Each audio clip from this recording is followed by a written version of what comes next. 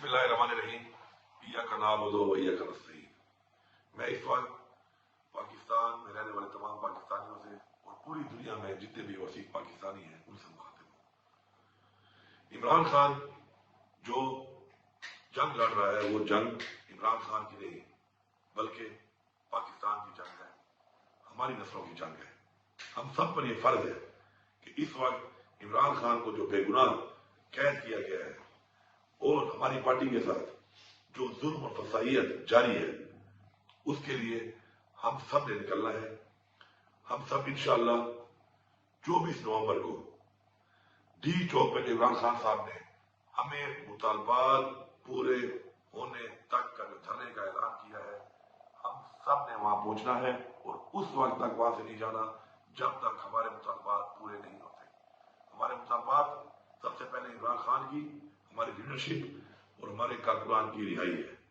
उसके बाद हमारे मुतालबात, हमारे मेंडेट की वापसी, हमारे साथ जो ज्यादतियां, फसाइयत और आइन को तोड़कर, कानून को तोड़कर जो कुछ किया गया है, आइन का तहफ्फुज हमारे मुतालबात में शामिल है। इसके अलावा चूंकि ये कॉल इमरान खान की है, इख्तियार इमरान खान का है, तो इमरान खान के हुक्म के मुताबिक हमने वो तमाम मुतालबात जो पूरे जब तक नहीं होंगे हमने वहां से नहीं जाना।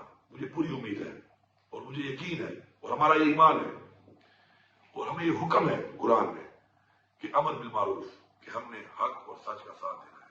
हम हक पे हैं, हम सच के साथ हैं और इंशाअल्लाह अपनी हकीकी आजादी तक, अपने मुतालबात की मंजूरी तक और अपने आने वाली नस्लों, अपने पाकिस्तान के आइन के तहफ्फुज के लिए इंशाअल्लाह हम हर हद तक जाएंगे और इंशाअल्लाह ये जंग इंशाअल्लाह हम जीतेंगे भरपूर तरीके से। आप जहां पर भी हैं ओवरसीज पाकिस्तानी, जहां जहां भी आपके प्रोटेस्ट हो रहे हैं, भरपूर तरीके से शिरकत करनी है आपने। और पाकिस्तान के तमाम लोगों ने, सब ने एक ही मंजिल है, डी चौक, जहां पर हर सूरत में पहुंचना है। जितनी भी रुकावटें हों आपने उसका मुकाबला करना है। और मैं आखिर में इस हुकूमत को वार्निंग दे रहा हूं कि आप हमारे ऊपर शेलिंग करते हैं, हमारे ऊपर रबर बुलेट्स चलाते हैं, हमारे ऊपर आप बेइंतहा तशद्दुद करते हैं, हमारे रास्तों में खंदके खोदते हैं, कंटेनर खड़े करते हैं और उसके बाद हमारे ऊपर स्ट्रेट फायरिंग करते हैं। कोई भी नुकसान अगर होगा, किसी का भी नुकसान होगा, तो ये हुकूमत उसकी जिम्मेदार होगी और आपने इस दुनिया में भी हिसाब देना है और उस जहां अल्लाह को भी हिसाब देना है।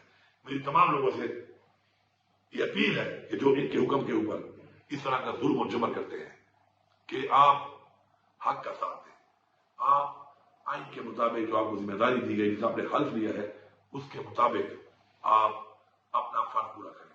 किसी का गैर कानूनी ऑर्डर मांगकर, अपने ही लोगों पर जुल्म करके, जबर करके, गैर कानूनी तरीके से तशद्दुद करके आप न इस जहां से शुरू होंगे और न उस जहां से शुरू